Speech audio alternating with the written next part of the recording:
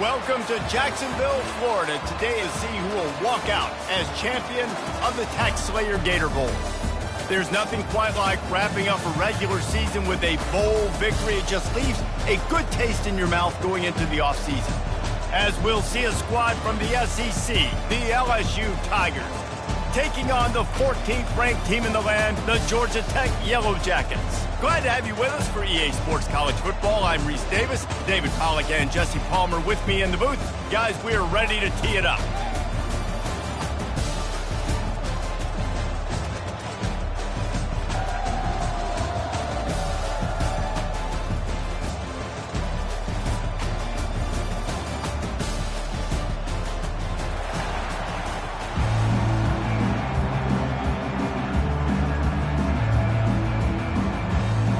Kickoff team out there ready to tee it up in this bowl game.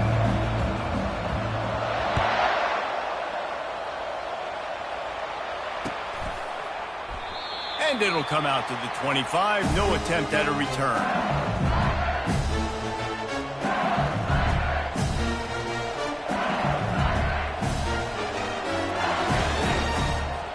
A first down for the offense.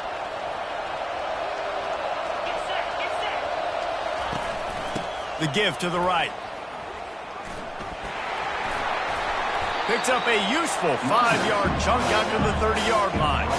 LSU right back to the line. One thing I've noticed in talking to coaches about their approach to bowl games is how many of them use it as a springboard for next season. They try to focus on developing some of the new guys, maybe, that have joined them for the bowl practices. I mean, you get 15-plus extra practices. You start to play and experience more as young guys. The older guys get a little bit more rest. But, yeah, you're building the future. You're building the foundation. You're working on your technique. And you know what? You also get to have some fun. I think that's important for team building is having fun at your location, doing the different things together to start to build that unity that will make a big difference in the future. Yeah, he's going to let one fly down the middle. And trying to put points on the board on third down. Now they're staring at fourth down. Third and short like that on your own side of the field. You're just looking for a quick hitter. You're trying to get the ball out of your hand quickly, but the timing completely off there for the offense, and the ball falls incomplete. A fairly short distance here toward the sidelines. Not his best work.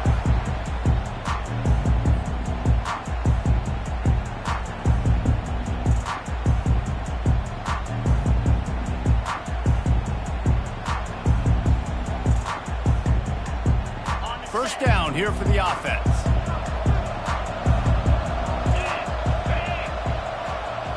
Wide receiver coming across in motion. Going for a big play right off the bat. And it's knocked away and incomplete. The defensive back staying in phase and batting it away. I get it that the game is the primary thing about going to a bowl, but there are so many festivities surrounding it, Jesse. What do you remember about something you experienced? There was a lot of pageantry when I think back to the bowl games I played in, and you have functions, you get to visit a brand new city, generally in warm weather, you get to meet the other team, there's some friendly competition. The biggest thing that stands out to me, though, was a street brawl against the Miami Hurricanes, Bourbon Street getting ready for the Sugar Bowl, about 120 deep. Hard to forget that. Here comes the offense on 1st and 10 from the 47.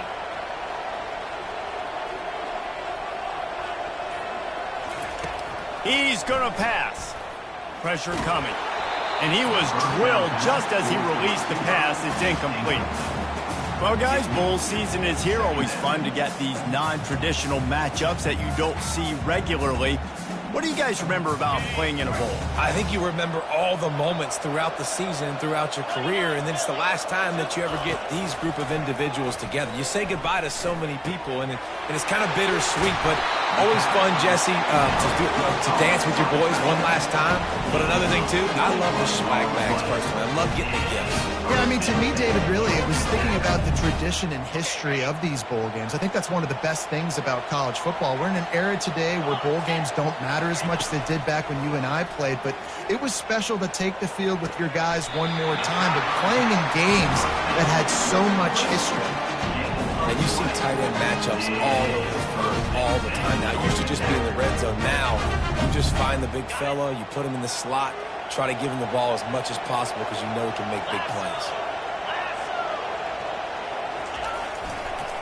Going with the counter play here.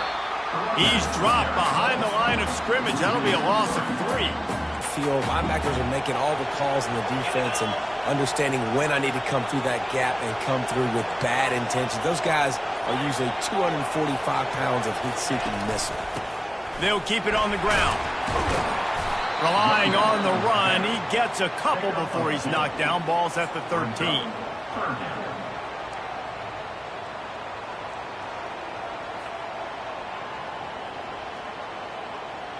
Boy, they'd love to move the sticks here and take a shot at it on 1st and goal.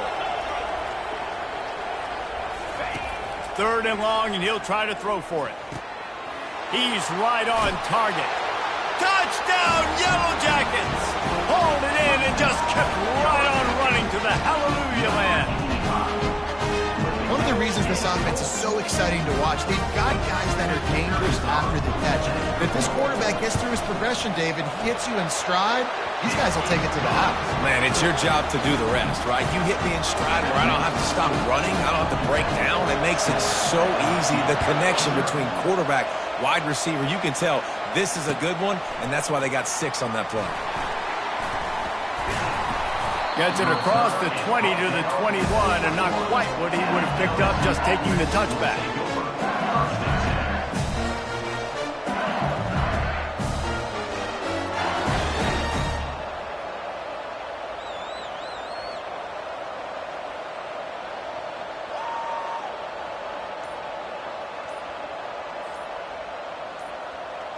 The Bayou Bengals will run the offense out onto the field. Last time, David, it was 1-2-3 kick. The last drive, that 3 and out, sometimes that puts your defense in a bad spot, and you got to get a drive together here so you don't wear the defense out. I just think, David, too predictable, that last drive. They got to do something here to get this defense on their heels. Quarterback on the keeper. He's dropped behind the line of scrimmage. That'll be a loss of 3. And this is a defense that prides themselves on their ability to go sideline to sideline. It's going to be tough for this offense to go QB option in this game. And you just saw the speed of the defense right there, getting a big stop.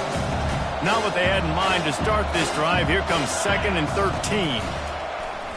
Pocket starts to collapse. He's got his man, makes the grab. They make the stop, but the sweet throwing catch is plenty to give him a 1st down. LSU quick to the line. And LSU starting to get that passing attack cranked up. And this is a unit that... He's looking deep. And the DB making a huge play, knocking it away downfield. Listen, I know DBs don't catch the ball real well, but to be a defensive back, it's one of the hardest positions in football. You got to stay with these big, fast wide receivers and then try to go track the football and make a play. Great job making a play for his team. 1-step wrap, 2-step squeeze. This junior knows how to get him on the ground. Well, and on these little push passes, timing is so important. You're trying to snap it right as he's getting a full head of steam. When he gets the ball, he's hitting the outside, and David, it puts the defense in such a difficult spot. You immediately have to be rotating when you see that motion, so everybody's got to communicate and kind of bump over. That's why offenses love to run it. It makes the defense communicate and see if you can just get him out of the spot. And the Tigers are flying down the field. Yeah, and obviously great play by the offense to keep the drive alive, and also a good find by the quarterback on 3rd down. He's knocked down in the backfield. He'll lose a couple. That is a great play by the defensive end. The most athletic players on the field play defensive end. Yes, you heard me, Jess, Reese. Exactly what I said. Great get off. Great job getting in the backfield, making the play. Getting some heat. And that pressure just engulfed him. A sack for this defense. This defense, they are tenacious, and they've got guys up front that are athletic and that are so strong and they can collapse the pocket. You saw it right there in that play action.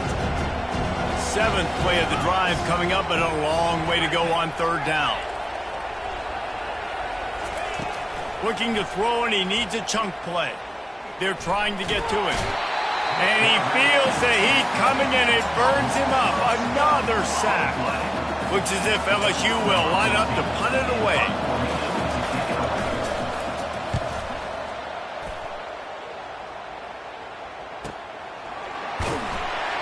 They'll get down and put a stop to this return. They'll mark it at the 32.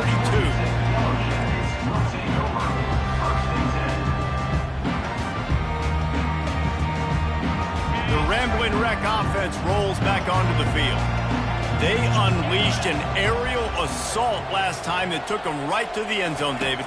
So, Reese, with that drive, I think you've accomplished something you wanted to accomplish.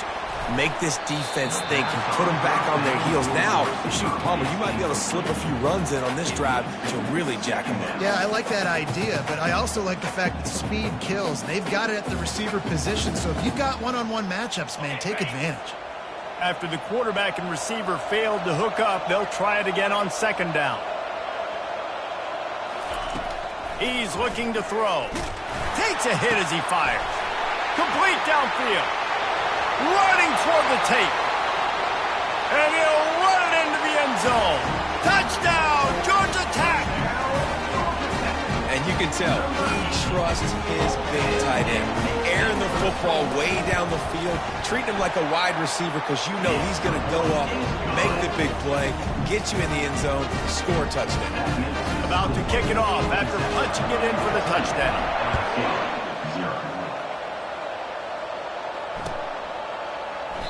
He thought about bringing that out for a half second, but he'll take a knee and they'll bring it to the 25.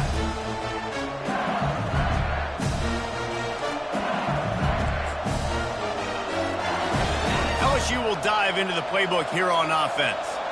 To say this has been a slow start is a bit of an understatement, and they really need to get it going here, Jesse. That's right. The opponent, they're firing on all cylinders right out of the gate. Offensively, for this unit, they've been slow and struggling. They need an explosive play to wake themselves up. Yeah, and it's just the first quarter, so it's not the end of the world. You've seen slow starts, but you got to continue to pick and pick and pick until you find that play or that scheme that you can use against this defense. Touch pass on the right. The defense wouldn't let him loose there, and it was a completion, but they lost yardage.